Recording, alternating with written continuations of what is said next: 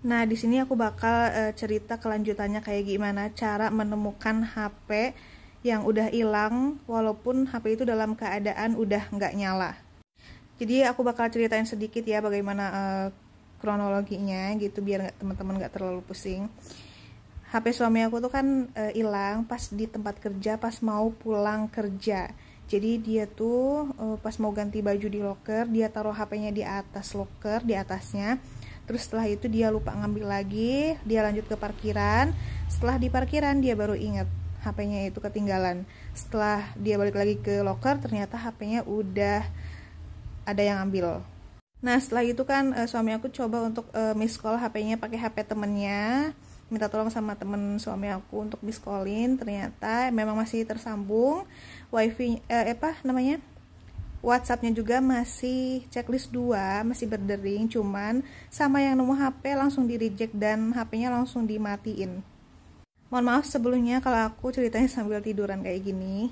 Dan karena di situ nggak ada CCTV ya, jadi suami aku coba nanya ke satpam dan satpamnya juga nggak tahu karena nggak ada laporan yang nemuin HP. Akhirnya suami aku tuh pulang ke rumah dan ceritain ke aku kronologinya tuh kayak gimana. Dan di situ kita tuh sama-sama pusing, sama-sama kayak nggak bisa nemuin caranya soalnya kan HP-nya udah nggak bisa dihubungi. Dan di situ akhirnya temennya suami itu ada yang ngasih saran, coba aja dilacak HP-nya pakai yang dari Google, namanya tuh Find My Device. Dan akhirnya suami aku coba pakai Find My Device, ternyata nggak bisa karena kan HP-nya tuh sudah nggak nyala. Jadi kita tuh nggak nemu lokasi terakhirnya. Setelah itu kita puter otak gitu ya, gimana caranya biar HP ini bisa ketemu lagi. Karena aku tuh kayak yakin gitu ya, HP ini tuh pasti bakal kembali gitu. Dan semalaman itu aku kayak ngamalin satu bacaan, nanti teman-teman bisa lihat di video sebelumnya. Terus kayak selalu berdoa sama Allah gitu ya, supaya diberi petunjuk. Dan akhirnya keesokan harinya itu aku bisa nemuin caranya. Jadi di Samsung itu tuh ada yang namanya Samsung Account ya teman-teman. Nah, untuk yang punya HP Samsung ini segera aja teman-teman buka pengaturannya. Terus di atasnya itu ada Samsung Account. Teman-teman harus daftarin ya Samsung Account teman-teman pakai email gitu.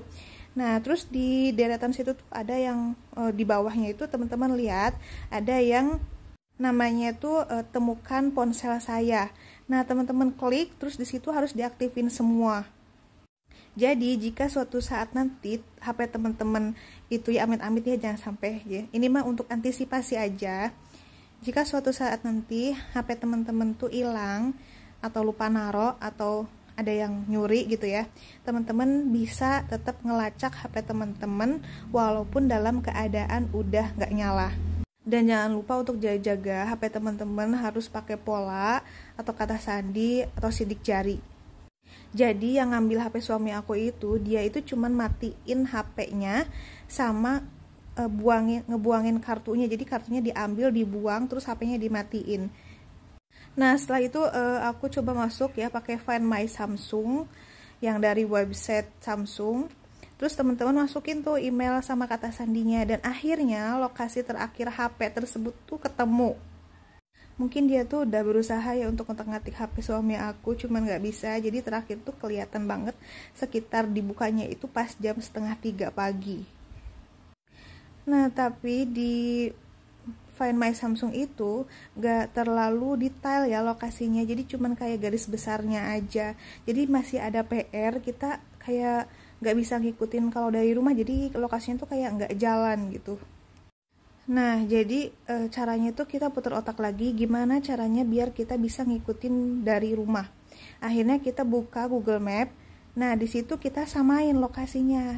Teman-teman buka Find My Samsung, terus buka juga Google Map-nya. Terus teman-teman samain tuh petanya antara Find My Samsung sama Google Map. Setelah itu teman-teman bisa ngelanjutinnya pakai Google Map. Nah, jadi kan kalau di Google Map tuh lebih jelas. Kita bisa ngelihatnya tuh pakai mode satelit gitu kan. Jadi nomor rumahnya bisa kelihatan, terus jalan masuk ke gangnya, ke gang mana bisa kelihatan, pokoknya jelas banget, sampai nomor rumahnya juga kita screenshot. Setelah itu akhirnya suami aku langsung ke sana keesokan harinya, ditemenin sama temennya karena aku lagi nggak bisa nemenin, dan akhirnya ketemu tapi nggak sama orangnya. Jadi pas awal suami aku ke sana itu suami aku nemuin ke pihak RT-nya dulu, minta izin ke RT-nya dulu, nyeritain kronologinya kalau dia pengen ketemu sama orang yang punya rumah tersebut. Setelah itu pihak RT yang menghubunginya, dan ternyata orangnya tuh nggak ada di rumah, dia lagi masuk lembur, masuk kerja, jadi cuman via telepon aja. Setelah itu dikonfirmasi sama RT, mas kerjanya di mana? Nah ternyata bener dong, satu kerjaan sama suami aku, karena suami aku kan hilang HP-nya tuh di tempat kerjaan, cuman beda bagian aja. Nah karena di daerah situ itu nggak ada yang kerja di perusahaan yang sama kayak suami aku lagi, cuman dia doang, jadi ya kita menyimpulkan oh iya dia bener pelakunya. Tapi pas ditelepon ternyata dia tuh nggak ngaku. Dia ngakunya itu oh iya saya kemarin ngeliat teman saya ngambil HP yang ketinggalan di locker. Walaupun udah diceritain sama suami aku, titik terakhirnya tuh ada di rumah kamu, tapi dia tetap nggak ngaku. Dia ngakunya itu yang ngambilnya itu yang belakang rumahnya. Nanti dia coba tanyain, katanya gitu, dia nanti bantu tanyain ke yang ngambilnya. Kita ya udahlah, kita nggak mau ribet, nggak mau memperpanjang siapapun yang ngambilnya. Padahal kita juga sebenarnya nggak terlalu bego-bego banget gitu ya. Kita juga sebenarnya tahu gitu ya. Kita pura-pura nggak tahu aja. Yang penting HP itu bisa balik lagi sama suami aku. Dan akhirnya suami aku minta nomor WA orang tersebut dan langsung chatan ke esokan harinya. Suami aku minta baik-baik sama orangnya, minta dikembaliin baik-baik daripada dilaporin ke atasannya, karena kita udah tahu identitasnya ya, udah tahu namanya siapa, atasannya siapa, bagian apa, rumahnya apalagi kita udah tahu. Jadi mungkin daripada dia mengambil resiko gitu, resiko kerjaannya kenapa-kenapa, jadi dia mungkin mikir berkali-kali lipat, akhirnya dia mau ngembaliin.